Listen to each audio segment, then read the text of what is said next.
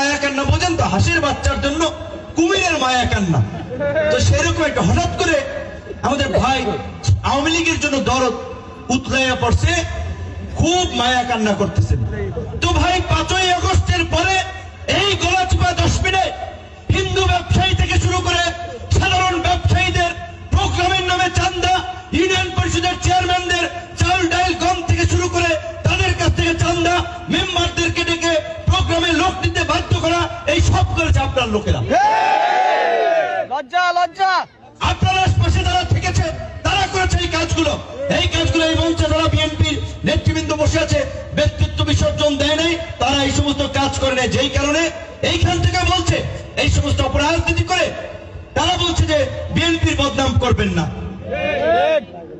তো নিশ্চয়ই মানুষ তো আর এই যুগে এত বোকা না, ডিজিটাল যুগ, দুনিয়ার কোথায় কি করে সবকিছু মানুষ দেখে বুঝে। তাই আমার আপনাদের প্রতি আহ্বান থাকবে, আমি পরিষ্কার ভাবে বলি, সবসময় বলি, আমি অন্যায্য ভাবে আপনাদের কাছে বলবো না ট্রাক মার্কায় ভোট দিবেন।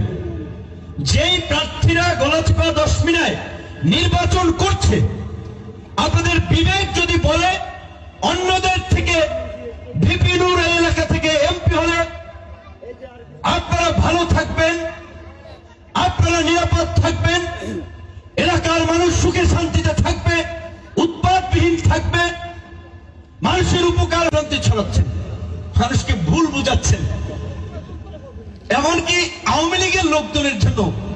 কিন্তু দলকে চ্যালেঞ্জ করে, দলীয় প্রধানকে চ্যালেঞ্জ করে বাংলাদেশের রাজনীতিতে কেউ দাঁড়াতে পারে নাই, বরঞ্চ ঝরে গিয়েছে, ছিটকে পড়ে গিয়েছে। তো আমাদের বড় ভাই, আমরা চাই না সে রাজনীতি থেকে ছিটকে পড়ুক, আমরা সহযোগিতা করব। আমাদের একটা জায়গা, আমার ভাইয়ের জন্য একটা জায়গা তৈরি হোক, আমরা সেটা চাবো। তাই আমরা মামুন ভাইকে বলবো, বিদ্বেষ না ছড়িয়ে, বিভ্রান্তি না ছড়িয়ে আমাদের মঞ্চে আসুন, আমাদের সাথে কাজ করুন। ইনশাল্লাহ আপনার একটা অবস্থান তৈরি করার জন্য আমার সর্বোচ্চটুকু দিয়ে আপনার জন্য আমরা সহযোগিতা